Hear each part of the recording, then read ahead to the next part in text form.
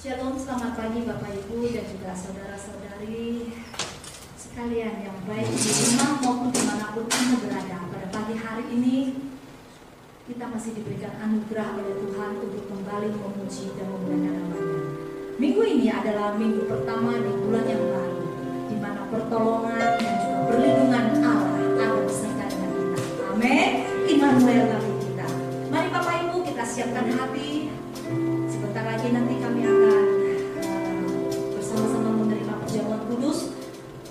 Mungkin Bapak Ibu di rumah boleh menyiapkan hati maupun roti serta juga anggur.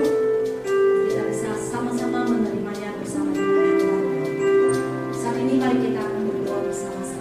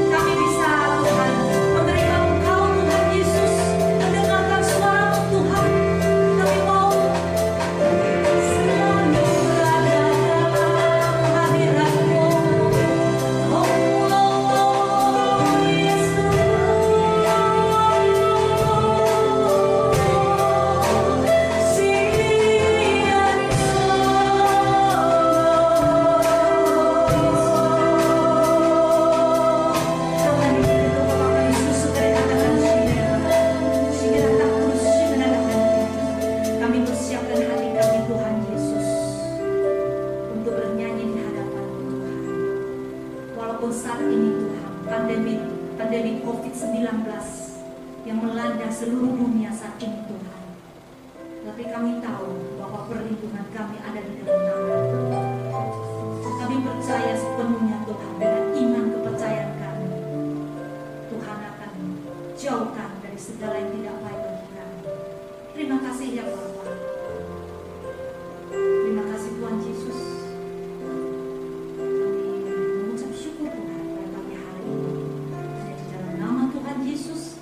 Haleluya. Amin. Mari Bapak Ibu di rumah kita bersiap hati untuk memuji dan memuliakan nama Tuhan. Yuk.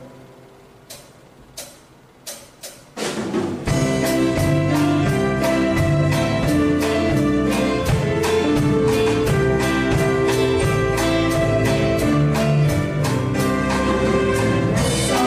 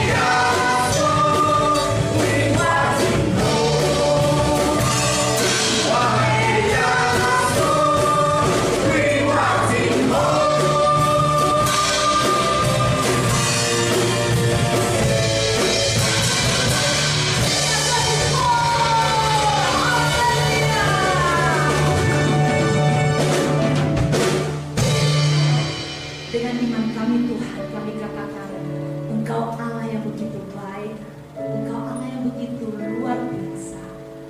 Kami mengalami Engkau Tuhan setiap hari dalam kehidupan ini. Terima kasih Tuhan Yesus untuk lawanan-Mu dan juga Roh Kudus yang selalu bekerja di dalam kehidupan ini.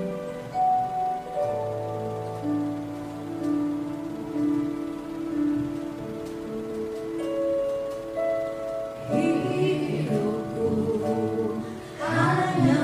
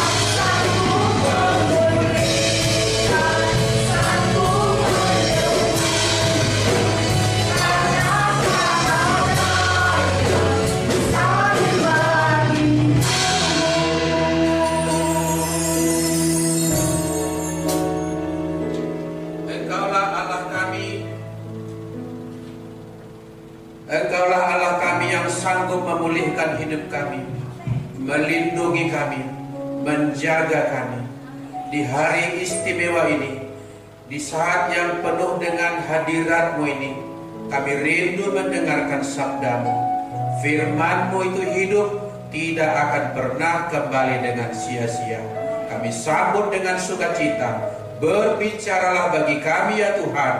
Dalam nama Tuhan Yesus kami berdoa. Sama-sama kita katakan amin. Puji nama Tuhan. Haleluya, haleluya. Saudaraku yang dikasihi Tuhan, hari ini adalah harinya Tuhan. Sama-sama katakan, hari ini adalah harinya Tuhan.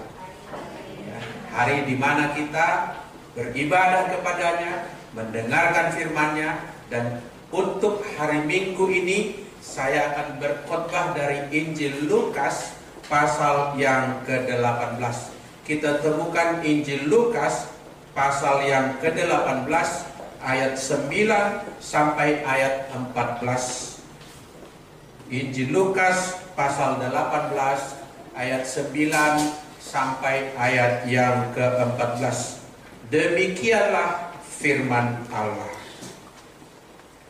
Dan kepada beberapa orang yang menganggap dirinya benar dan memandang rendah semua orang lain, Yesus mengatakan perumpamaan ini.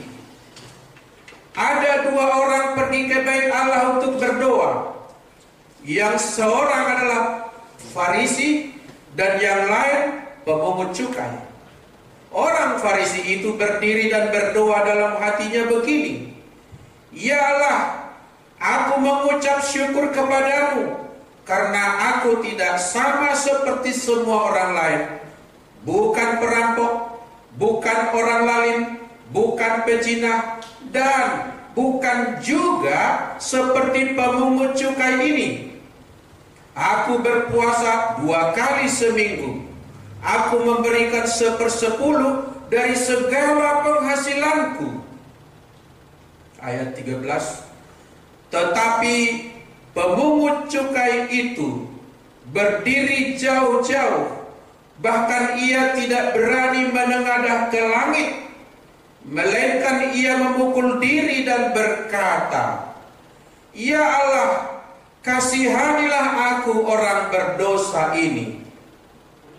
Ayat 14 sama-sama kita baca.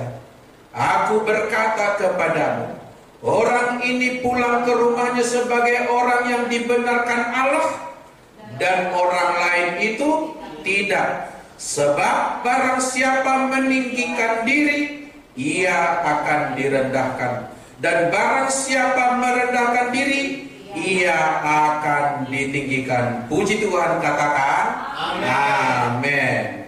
Saudaraku, yang kita baca tadi tentang dua orang pergi ke bait Allah untuk berdoa. Pertama, coba kita temukan dulu persamaan di antara dua orang itu. Persamaannya ialah bahwa orang berdua itu sama-sama berada di bait Allah, sama-sama sedang berdoa. Bisa jadi memang sama-sama keturunan Yakub, orang Yahudi. Sampai di situ saja dulu persamaannya. Perbedaannya apa? Ini pun patut kita simak. Perbedaannya, yang pertama, pekerjaan mereka berbeda.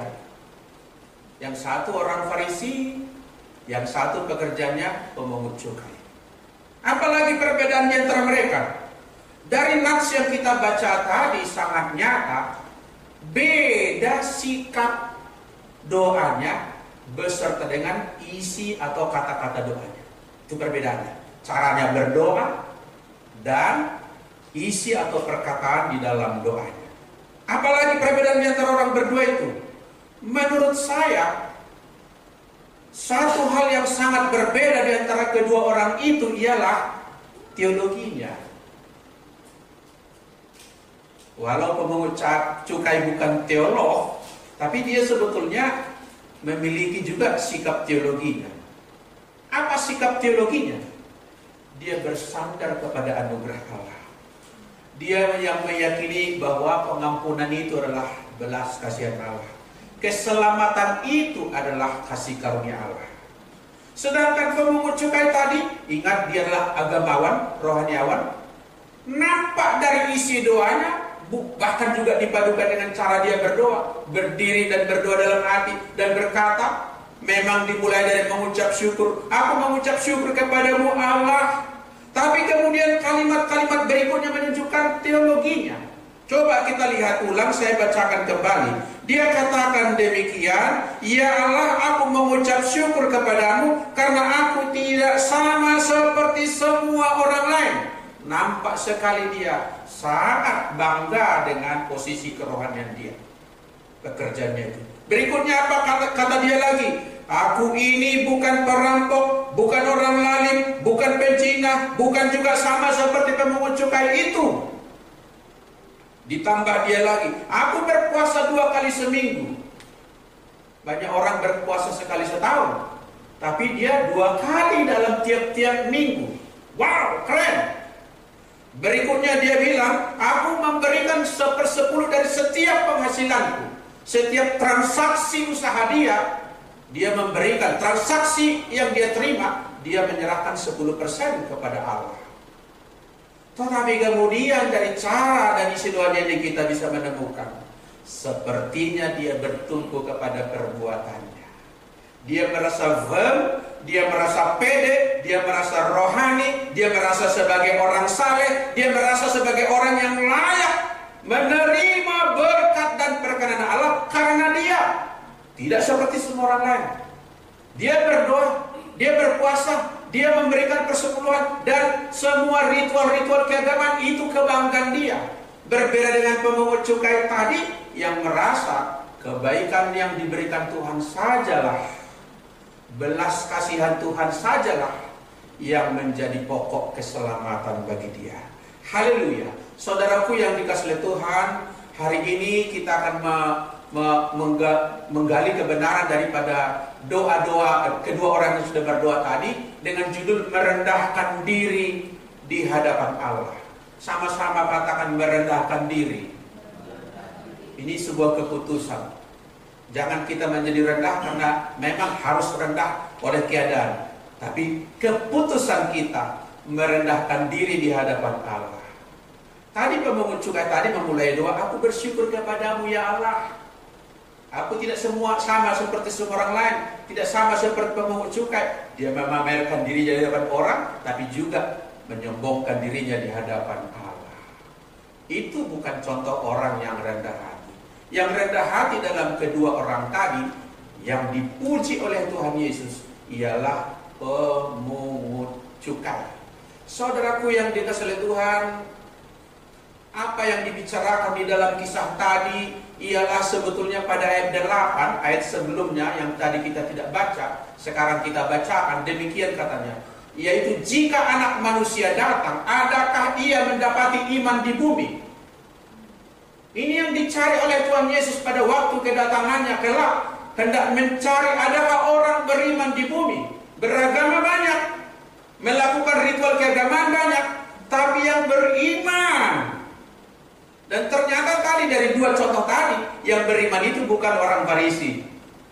Yang memenuhi kriteria beriman itu bukan orang Farisi, melainkan pemungut cukai. Wow, ini patut kita simak saudaraku. Bukan karena kehidupan agamawi, melainkan karena anugerah. Itu sebabnya pemungut cukai tadi, di luar jam ibadah yang normal, dia datang ke bait Allah. Ada yang mendorong dia untuk datang ke sana untuk memohonkan belas kasihan Allah. Saudaraku, jadi Yesus sedang berbicara tentang betapa sulitnya menemukan orang yang beriman yang benar. Yesus mengecam orang Farisi di sana. Di ayat 9 tadi berkata, Yesus berbicara kepada orang-orang, sejumlah orang yang menganggap dirinya benar. Nah ini dia, menganggap dirinya benar. Dia yang memutuskan dirinya benar, merasa benar. Bersamaan dengan itu memandang rendah semua orang lain. Bukan sedikit orang lain, semua orang lain. Wah, ini kesombongan itu saudaraku. Kesombongan itu kesombongan yang luar biasa karena merupakan kesombongan rohani. Yesus mengecam orang Farisi tadi karena ternyata didapati imannya salah dan bermasalah. Saudaraku, kita masuk kepada renungan kita. Kita harus waspada terhadap kesombongan rohani. Sama-sama katakan waspada, Bu. Waspada, sister.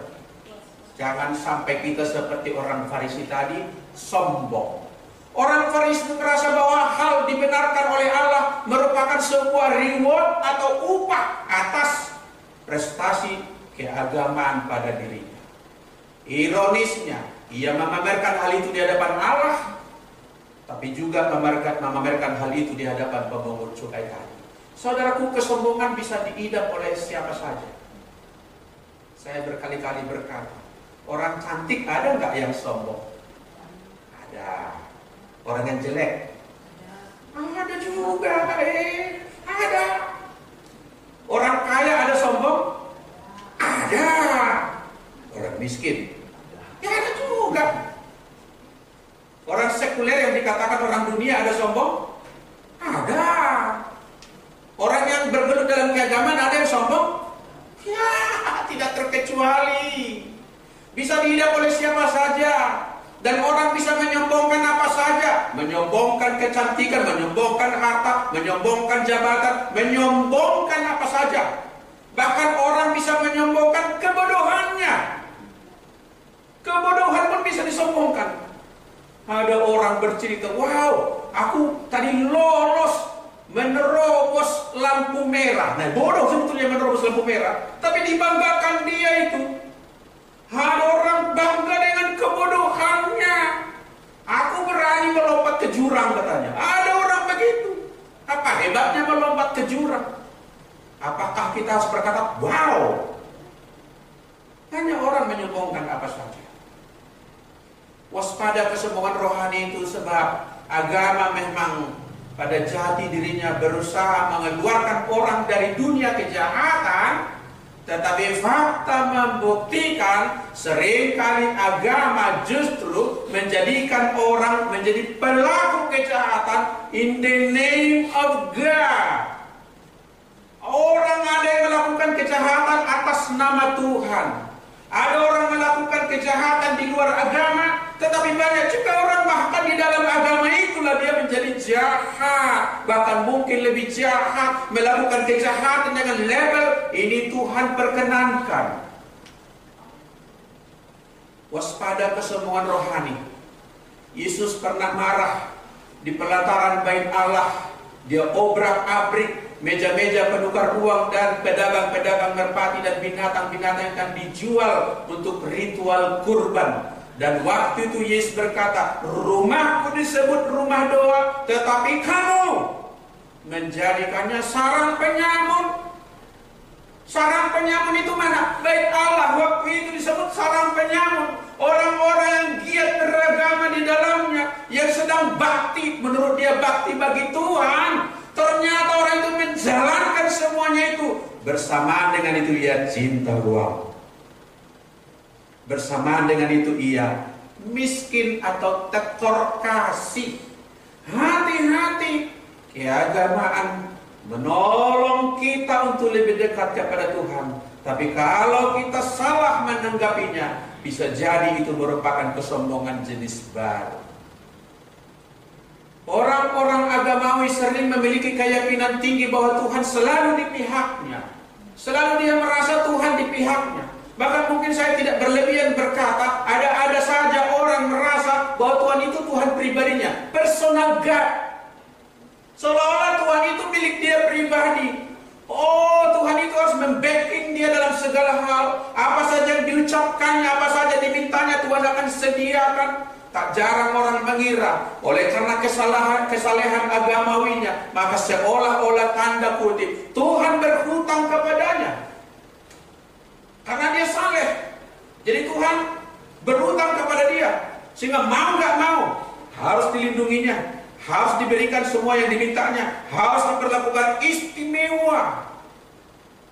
Mungkin saudara terang benderang dalam latar dunia, ada saja orang yang mengatasnamakan keimanannya bahkan mengutip kitab-kitab suci yang difavoritkannya dan merasa bahwa corona tidak akan dapat menembus dia. Saya percaya sih perlindungan Tuhan, tapi bukanlah saatnya kita menyombongkan keagamaan kita seolah-olah karena ini kita tidak mempan kalau orang lain mempan. Tidak demikian, saudaraku. Saudara yang dikasihi Tuhan, waspadalah kesombongan rohani, sebab kesombongan rohani adalah dosa yang sukar dijaring sebagai tindakan kriminal. Tidak ada pasal undang-undangnya di Indonesia yang menjaring orang sombong dibawa ke pengadilan. Tidak ada. Dan karena tidak dianggap sebagai sebuah kejahatan oleh hukum positif, maka seringkali kejahatan ini menyelinap dan terus ada di dalam diri orang, susah diubah kecuali oleh kemauan yang sungguh-sungguh. Karena tidak dianggap sebagai tindakan kriminal. Kesombongan rohani adalah dosa yang sering terselubung. Tampak luar dia rohani, tampak luar dia rendah hati, namun di dalamnya dibungkus ada sengat yang mematikan. Sampai-sampai orang Farisi tadi, Yesus memberikan komentar yang terakhir, orang ini maksudnya pemungut cukai pulang sebagai orang dibenarkan, tetapi orang lain itu maksudnya pemungut cukai? No. Tidak. Berarti sungguh tragis ini. Jungkir balik ini. Merasa pede dengan kerohanian dia. Ternyata Tuhan menolaknya. Matius 7:21-23 itu sangat terang benderang. Pada hari-hari terakhir orang akan banyak berteriak, Tuhan, bukankah kami sudah bernubuat demi namamu? Bukankah kami sudah mengusir setan demi namamu? Bukankah kami sudah memenangkan jiwa sampai ke seberang pulau demi namamu? Tapi ternyata didapati oleh Tuhan Yesus, orang itu tidak rendah hati. Sebab yang dia bukankah kami telah bernubuat, kami bernubuat. Bukankah kami telah mengusir setan, kami menjadi dominannya. Semestinya dia berkata, Tuhan, kami bersyukur Engkau memakai kami mengusir setan. Kami bersyukur Engkau menolong kami untuk melaksanakan pemberitaan firman Tuhan. Kami bersyukur karena anugerah-Mu melimpah atas kami. Ternyata orang itu adalah orang yang sombong rohani. Yesus berkata, aku tidak mengenal Engkau. Kamu adalah pembuat kejahatan.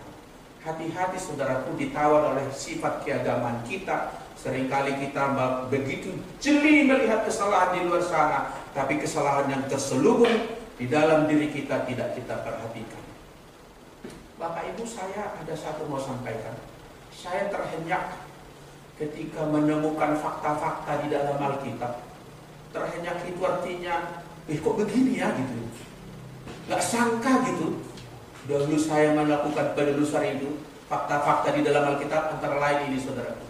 Yesus seringkali justru memilih untuk duduk bersama pemungut cukai. Waktu itu pemungut cukai dianggap pekerjaan yang kotor, pekerjaan sebuah kejahatan. Sebab mereka adalah pemungut pajak yang bekerja bagi negara yang menjajah mereka, yaitu Romawi. Tetapi Yesus sering duduk dengan mereka, duduk dengan orang-orang berdosa, bahkan sering bertukar pikiran. Yesus mau duduk dan mengajar mereka, bahkan makan bersama. Sedangkan bagi orang pemungut cukai, maksud saya bagi para kaum agamawan, orang-orang Farisi, orang-orang Saduki, Yesus seringkali mencela mereka, celakalah kamu, katanya. Wow, seringkali Yesus kedapatan oleh saya. Justru lebih nyaman duduk dengan yang tanda kutip oleh dunia ini adalah pekerjaan yang kotor. Tapi di sana Tuhan melihat lebih mudah mengubah orang ini ketimbang mengubah orang yang nampaknya saleh dan membanggakan itu. Yesus juga kalau kita lihat di Injil Lukas memilih mampir ketika dia masuk ke sebuah kota, mampir ke rumah Sakeus, kepala pemungut cukai. Sakeus, turunlah kau, katanya, sedang manjat di atas pohon dia. Turunlah kau, aku mau mampir di rumahmu, aku mau minum di rumahmu. Dia mempunyai waktu sejenak mau ngaso di kota itu. Lalu dia memilih rumahnya Sakeus, pemungut cukai. Dan dia tidak memilih mampir di rumah pemimpin agama di kota itu. Wow, kriteria-kriteria yang kita tetapkan berbeda dengan kriteria-kriteria yang dimiliki oleh Tuhan Yesus. Yesus memuji iman seorang perwira Romawi. perwira Romawi. Kesempatan lain Yesus memuji iman seorang perempuan Kanaan. Di kedua kasus itu Yesus berkata, iman seperti ini tidak kutemukan di kalangan orang Yahudi. Wow, hal beriman itu bukan tampak permukaan, bukan soal profesi. Hal cinta Tuhan itu bukan soal profesi kita apa. Terhenyak saya. Kalau sedikit divariasikan, aku terheran-heran melihat fakta seperti ini. Allah menentang orang congkak. Allah menentang orang congkak dalam kitab 1 Petrus, tetapi mengasihani orang rendah hati. Jadi bukan profesinya yang menjadi dasar, tapi posisi hati orang. Yang rendah hati dikasihaninya, yang congkak tidak diperkenankan. Sungguh status kita sebagai orang percaya tidak boleh menjadi status kosong. Jangan kita pede dengan aktivitas yang nampak di luar, aktivitas kerohanian. Janganlah kita mendasarkan pada itu, melainkan kita harus seperti pemungut cukai tadi. Teologinya adalah belas kasihan Allah, anugerah Tuhan. Amin. Haleluya. Mari kita melihat pemungut cukai tadi yang merendahkan diri di hadapan Allah. Coba kita lihat lagi ayat yang tadi sudah kita baca. Kita baca dan kita simak. Demikian ayat 13. Tetapi pemungut cukai itu berdiri jauh-jauh. Mulai kita kenal ada rasa dia tidak layak. Ia tidak berani menengadah ke langit. Seringkali orang memposisikan Allah itu ia di atas, di langit. Sehingga untuk menengadah ke langit, ke atas pun dia tidak berani. Melainkan ia memukul-mukul diri sebagai tanda dia merasa tidak layak tadi. Dan dia berdoa begini, ya Allah, kasihanilah aku. Lihat doanya pendek. Kasihanilah aku. Siapa aku ini? Orang berdosa. Sedangkan orang Farisi tadi, oh aku bersyukur, aku tidak sama seperti semua orang lain. Aku bukan pendosa, aku bukan seperti pemungut cukai, aku bukan pencina, aku bukan pembunuh, aku memberikan persepuluhan, aku berpuasa 2 kali dalam seminggu. Memamerkan kehebatannya. Tapi pemungut cukai ini menyadari posisinya. Tuhan, belas kasihanilah aku orang berdosa ini. Mengapa pemungut cukai itu dibenarkan? Ini patut kita renungkan. Mengapa? Begini Bapak Ibu, pemungut cukai itu dibenarkan. Jangan salah paham, seolah-olah karena pekerjaannya pemungut cukai udah dibenci orang lain, jadi ini harus dibela. Bukan karena pekerjaannya itu. Bukan, ini keterangan saya. Sebenarnya kita tidak membuat dikotomi antara pekerjaan rohani dan pekerjaan sekuler. Enggak perlu membeda-bedakan itu. Apapun pekerjaan kita, kalau itu benar menurut Allah, itu adalah sarana kita untuk memuji Dia. Katakan amin. Ini dia perlu kita baca. Allah mau, ini kemauan Allah.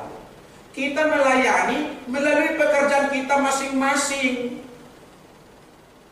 Enggak semua kita harus menjadi rohaniawan. Tapi Tuhan mau kita melayani Dia melalui pekerjaan atau profesi kita itu. Kita melayani atasan kita. Guru melayani muridnya. Bankir melayani nasabahnya. Supir melayani penumpang. Ketika kita melakukan itu dengan tulus hati seperti untuk Tuhan, kita sedang melayani Tuhan. Sebab Allah mau memberikan kebaikan kepada orang-orang di sekitar kita melalui kita. Melalui saya pedagang, melalui saya polisi, melalui saya guru, melalui saya petani, melalui saya politisi, melalui pekerjaanku ini, Allah mau pakai menyalurkan kebaikan kepada orang lain di sekitarku. Makin banyak kita membuatnya, melakukannya, makin luas jangkauan yang bisa kita kelola. Saudaraku yang dikasihi Tuhan, mengapa pemungut cukai itu dibenarkan oleh Allah, dibenarkan oleh Tuhan Yesus? Pemungut cukai itu yang datang di luar jam ibadah, dia datang bukan untuk meminta berkat. Tidak ada dalam doanya tadi, Tuhan berkatilah aku. Yang ada adalah memohonkan belas kasihan Allah. Perhatikan caranya berdoa dan perhatikan kalimat doanya ini. Ini dia. Ia tertunduk dan sambil memukul dirinya ia berkata, "Ya Allah, kasihanilah aku orang berdosa ini." Saudaraku, hal doa bukan soal panjangnya doa. Bukan soal bertele-telenya panjang sekali doa. Bukan juga nyaringnya suara. Ada orang begitu nyaring suaranya seperti membaca puisi. Nggak salah sih, tapi benarnya doa bukan di situ.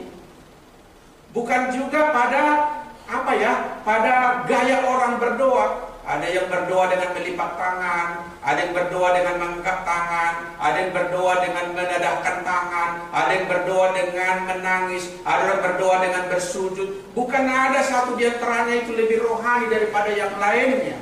Tetapi yang dipentingkan adalah, adakah kita yang berdoa itu, adakah kita yang beribadah itu memiliki hati yang remuk di hadapan Allah, memiliki hati yang rendah di hadapan Allah, memohonkan belas kasihannya, merasa diri kita semata-mata bergantung kepadanya, maka itulah yang mengundang perhatian daripada Allah. Saudaraku, dalam Mazmur 51 ayat 19 demikian firman Tuhan, kita baca sama-sama.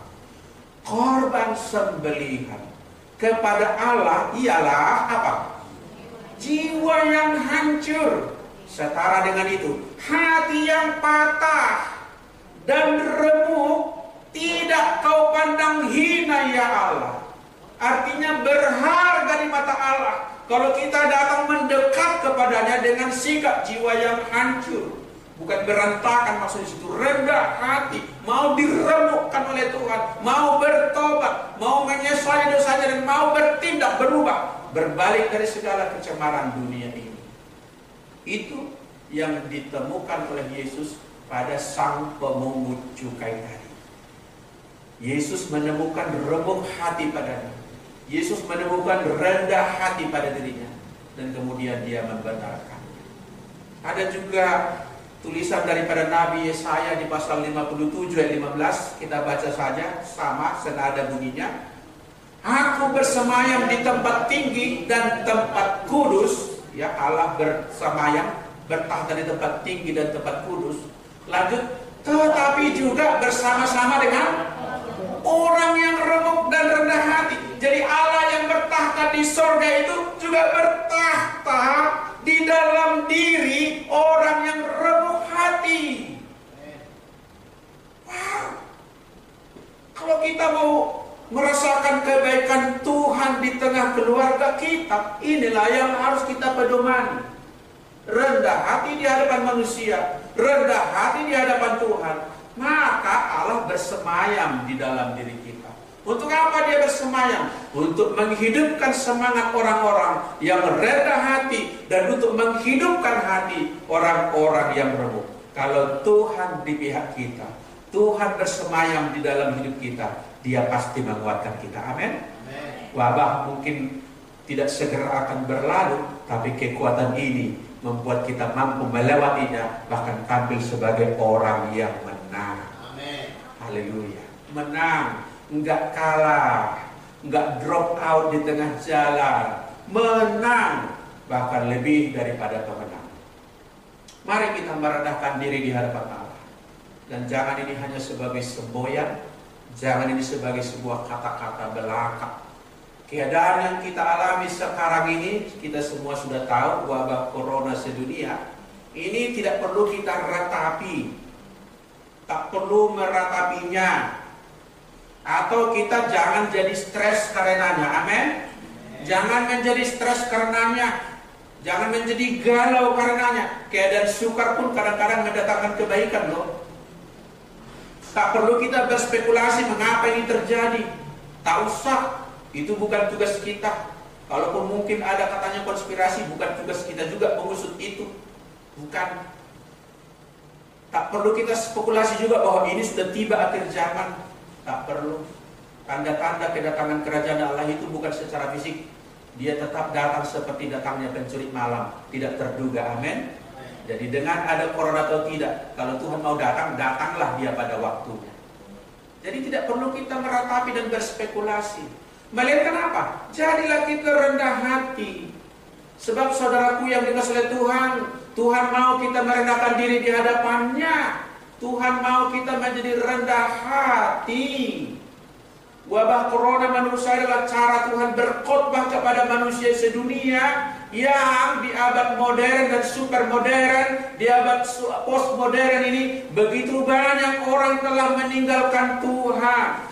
Atau dalam keadaan agama juga kadangkala tidak lagi memerlukan Tuhan, tetapi yang dipentingkannya teologi tentang Tuhan, aktivitas-aktivitas keagamaan dan bukan Tuhan itu sendiri. Berdoa meminta berkat Tuhan dan bukan berdoa Tuhan itu sendiri yang menyertai dia. Beda antara pribadi Tuhan dengan berkat Tuhan. Berkat Tuhan adalah bonus, pribadi Tuhan yang paling utama. Amin. Jadi corona ini membuat kita merasa tidak berdaya, tidak mampu. Kalau orang tidak berdaya, lalu merasa tak perlu ditolong oleh Tuhan, itulah yang sombong. Itulah yang sama dengan orang Farisi tadi. Harusnya kejadian yang terjadi belakangan ini membuat kita sadar, Tuhan, kami tak dapat jalan tanpa. Amin. Rendah hati saudaraku. Saya tiba pada bagian akhir daripada renungan di hari ini, khotbah ini, yaitu iman bukanlah seperangkat kata-kata berupa kredo, berupa pengakuan iman atau kalimat syahadat yang dihafalkan atau dilafalkan, diucapkan. Itu bukan iman, itu baru kalimat yang diucapkan atau dihafalkan. Iman itu harus bermanifestasi di dalam hidup kita yang rendah hati di hadapan Tuhan dan sesama. Kesombongan adalah musuh iman. Allah menentang orang sombong betapapun ia menjalani kehidupan agama dengan ketat. Kalau dia sombong, tetap tidak berkenan. Suara Allah melalui Alkitab dan melalui peristiwa yang terjadi belakangan ini atau kapan saja adalah cara Tuhan memanggil kita untuk merendahkan hati, bersujud kepadanya, memohonkan belas kasihannya, dan hidup bergantung kepadanya. Amin saudaraku. Sama-sama katakan, mari kita rendah hati. Kita hidup, tak bisa hidup tanpa Tuhan. Tuhanlah yang ditinggikan. Satu-satunya dialah yang layak ditinggikan dan dimuliakan. Amin. Mari kita berdoa. Terima kasih ya Tuhan. Untuk hari ini kami boleh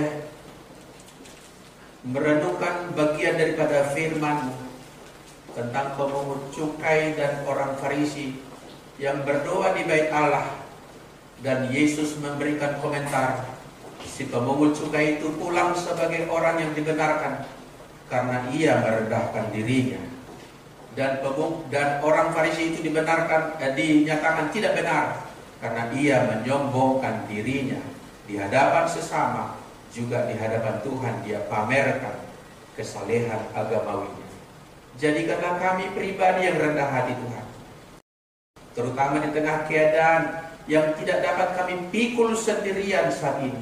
Kami mau menjadi pribadi yang rendah hati di hadapan. Kami mau mengakui hanya Tuhan sajalah yang sanggup, hanya Tuhan sajalah yang mampu, dan Engkaulah yang menopang kami. Engkaulah yang menyalurkan belas kasih-Mu kepada kami, dan kepadamu-lah kami datang mengucap syukur, memuliakan dan meninggikan Engkau. Terpuji-pujilah Engkau ya Tuhan. Kami mengucap syukur dan berdoa di dalam nama Tuhan Yesus Kristus. Haleluya. Sama-sama kita katakan amin.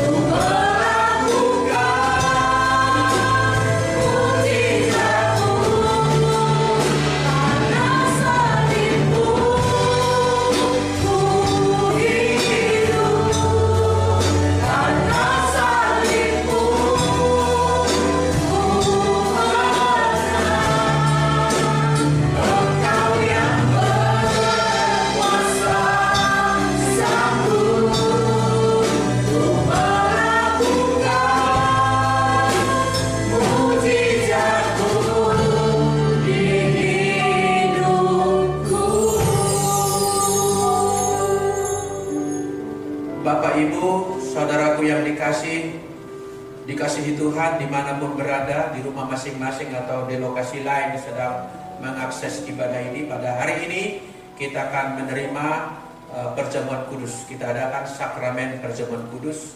Sebelum kita melaksanakannya, dalam waktu 1-2 menit saya memberikan edukasi tentang perjamuan kudus. Begini Bapak Ibu, perjamuan kudus yaitu yang kita makan roti dan anggur itu adalah point of contact daripada tubuh dan darah Kristus. Perjamuan kudus adalah food for faith, makanan untuk iman.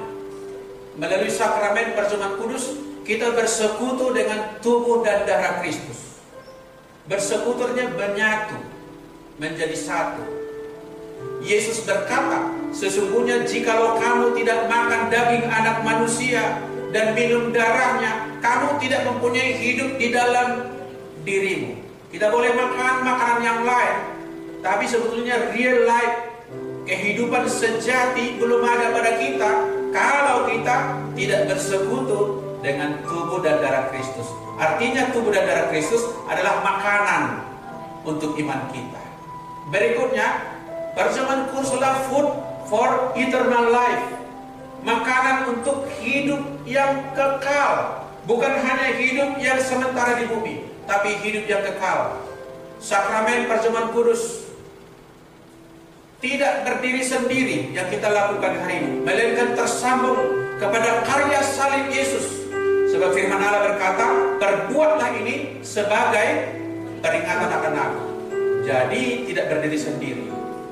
Bahwa Yesus pada waktu itu berkata, barang siapa makan dagingku dan minum darahku, perhatikan, ia mempunyai hidup yang kekal, eternal life, dan aku akan membangkitkan dia pada akhir zaman.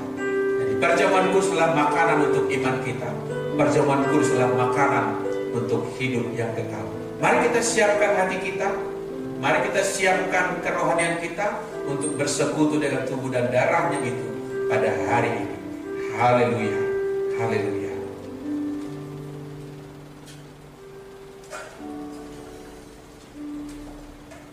Bapak Ibu yang menyiapkan roti dan air anggur di rumahnya dan tentu sudah disiapkan, mari kita berdoa terlebih dahulu untuk roti dan anggur ini sebelum kita memakan dan meminumnya. Mari kita berdoa. Terima kasih ya Tuhan buat sabda-Mu yang telah kami dengarkan, dan kini kami masuk ke meja perjamuan untuk bersekutu dengan tubuh dan darah Kristus seturut dengan firman-Mu. Maka berkatilah roti dan anggur ini, atau mungkin yang setara dengan itu yang disediakan jemaat-Mu di rumah masing-masing. Kuduskanlah itu sebagai media bagi kami untuk menerima tubuh dan darah Kristus. Kami berdoa di dalam nama Tuhan Yesus Kristus. Haleluya. Sama-sama kita berkata amin. Bapak Ibu yang di rumah, kalau tidak berhalangan saya ajak kita bangkit berdiri. Kecuali memang posisimu sulit untuk berdiri, duduk juga tidak masalah. Dan siapkanlah roti di tangan kananmu. Dan tradisi kita, angkatlah di tinggi-tinggi sebagai tanda ini bukan makanan biasa lagi, melainkan makanan untuk iman, makanan untuk hidup yang kekal. Kita sudah mengangkatnya, dan dengarkanlah firman Tuhan yang menguduskannya bagi kita. Sebab apa yang telah kuteruskan kepadamu telah aku terima dari Tuhan, yaitu bahwa Tuhan Yesus pada malam waktu ia diserahkan mengambil roti, dan sesudah itu ia mengucap syukur atasnya. Ia memecah-mecahkannya dan berkata, inilah tubuhku yang diserahkan bagi kamu. Perbuatlah ini menjadi peringatan akan aku. Setiap kali kita memakan roti sebagai perjamuan kudus, ingatlah Kristus telah mati bagi kita. Apakah saudara percaya Dia adalah juru selamatmu? Dia adalah Tuhan yang berkorban bagi kita. Makanlah dengan iman, kita bersekutu dengan tubuhnya. Dalam nama Tuhan Yesus.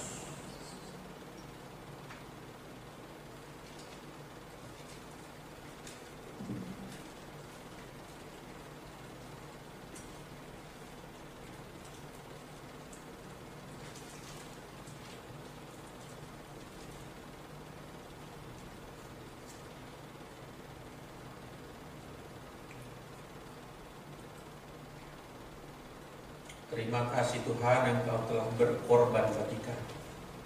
Kami ingat Engkau telah menderita bagi kami. Engkau telah disalibkan dan mati bagi kami.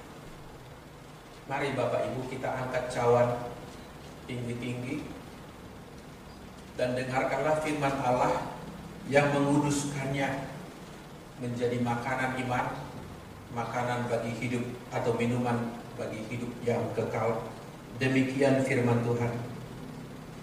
Demikian juga ia mengambil cawan sesudah makan, lalu berkata, cawan ini adalah perjanjian baru yang dimeteraikan oleh darahku. Perbuatlah ini setiap kali kamu meminumnya, menjadi peringatan akan aku. Disebut ini cawan perjanjian baru, dimeteraikan oleh darah Kristus. Cawan perjanjian lama itu adalah darah binatang atau domba. Tapi sekali untuk selama-lamanya, Kristus telah menumpahkan darahnya untuk keselamatan dunia, semua orang yang percaya kepadanya. Apakah kau percaya ada penebusan di dalam darahnya? Darahnya itu menguduskan kita, mentahirkan kita, menyembuhkan kita, menjadi makanan, minuman iman, makanan dan minuman hidup yang kekal. Engkau percaya Yesus Kristus adalah Tuhan dan Juru Selamat? Oleh karena itu minumlah dengan iman. Inilah cawan perjanjian baru. Inilah darah Yesus Kristus.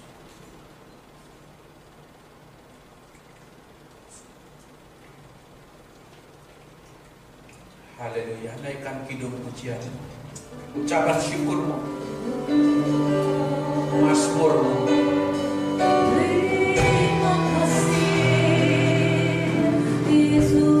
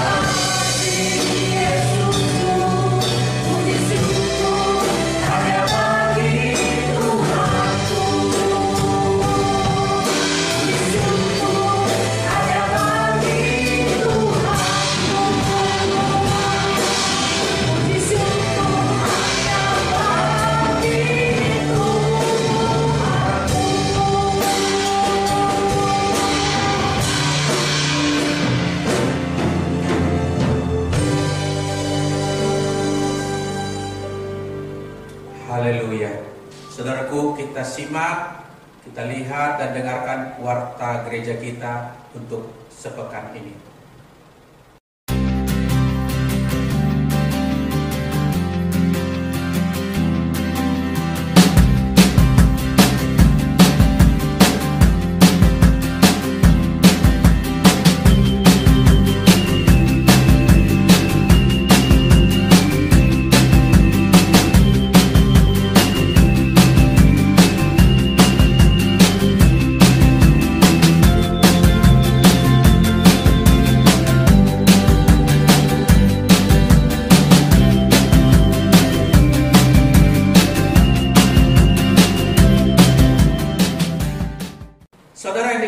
Tuhan, kita tiba pada bagian akhir ibadah kita.